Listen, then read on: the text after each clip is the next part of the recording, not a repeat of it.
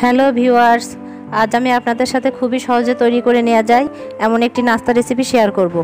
এই নাস্তাটি তৈরি করে আপনারা দীর্ঘদিন সংরক্ষণ করে রাখতে পারবেন। আশা করি আমার আজকের এই নাস্তার রেসিপিটি আপনাদের ভালো লাগবে।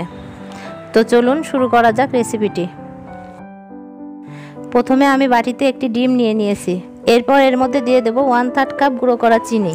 আপনারা চিনিটা গুঁড়ো না করেও ব্যবহার করতে পারেন, তবে সেক্ষেত্রে চিনিটা গলতে সময় বেশি লাগবে। এবার এর মধ্যে দিয়ে দেব 1/2 টিস্পুন লবণ।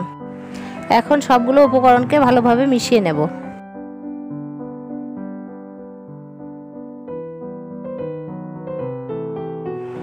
মেশানো হয়ে গেলে এর মধ্যে দিয়ে দেব 1/2 টিস্পুন কালো জিরা এবং 1 টিস্পুন ঘি, আর দিয়ে দেব 1/3 কাপ পরিমাণ নারকেল কোড়া। এবার সব কিছুকে আবারও ভালো করে মিশিয়ে নেব।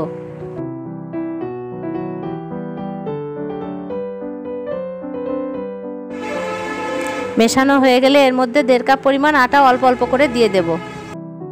এবার আটাটাকে ভালোভাবে মিশিয়ে রুটি বানানোর ডো তৈরি করে নেব।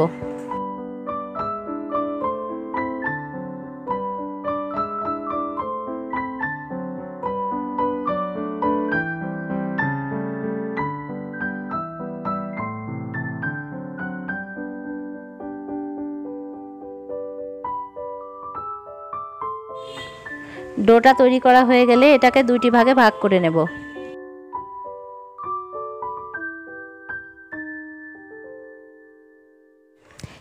এরপর একটি বোর্ডের উপর একটু শুকনো আটা ছিটিয়ে অর্ধেকটা ডো নিয়ে হাত দিয়ে একটু চ্যাপ্টা করে নেব।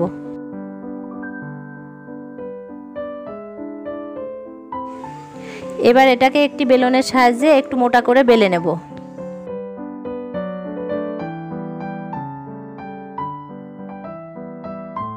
ডোটা বেলে নেওয়া হয়ে গেছে। এখন নাস্তাগুলোকে কেটে নেওয়ার জন্য এরকম একটা কুকি কাটার নিয়েছি। এবার কাটার দিয়ে আমি এগুলোকে কেটে নেব। এগুলোকে দেখতে অর্ধেকটা চাঁদের মতো লাগছে।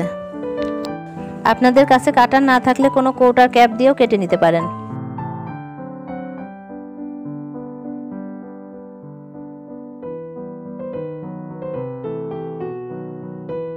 আমি সবগুলো নাস্তাকে এভাবে কেটে নিয়েছি। দেখুন এগুলো দেখতে কতটা সুন্দর হয়েছে। চারিপাশের বেঁচে যাওয়া অংশগুলো দিয়ে আমি আবারও বেলে কেটে নেব। এদিকে চুলায় একটা প্যান বসিয়ে পরিমাণ মতো তেল গরম করে নিয়েছি। এখন কেটে রাখা নাস্তাগুলো তেলের মধ্যে দিয়ে দেব। এই নাস্তাটা আপনারা 10 থেকে 12 দিন অনায়াসে সংরক্ষণ করতে পারবেন। আপনারা যদি এর থেকে বেশি দিন সংরক্ষণ করতে চান তাহলে সেক্ষেত্রে নারকেলটা ব্যবহার করা যাবে না। এখন এগুলোকে উল্টে পাল্টে গোল্ডেন ব্রাউন কালার হয়ে আসা পর্যন্ত ভেজে নেব।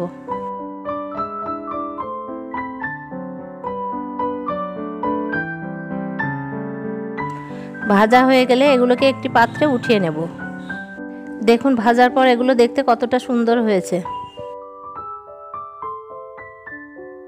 এই নাস্তাটা দেখতেই শুধু সুন্দর নয়, খেতেও অনেক সুন্দর, আর এটা বাচ্চা থেকে বড় সবাই খুব পছন্দ করবে। প্রতিদিন নাস্তা বানানোর ঝামেলার হাত থেকে মুক্তি পেতে চাইলে এই নাস্তাটি বাসায় বানিয়ে রাখতে পারেন। আশা করি আমার আজকের রেসিপিটি আপনাদের ভালো লেগেছে। ভালো লাগলে অবশ্যই কমেন্ট করে জানাবেন। আর এরকমই আরও নতুন নতুন রেসিপি পেতে আমাদের চ্যানেলটি সাবস্ক্রাইব করার অনুরোধ রইল। তো আজকের মতো এটুকুই। ধন্যবাদ।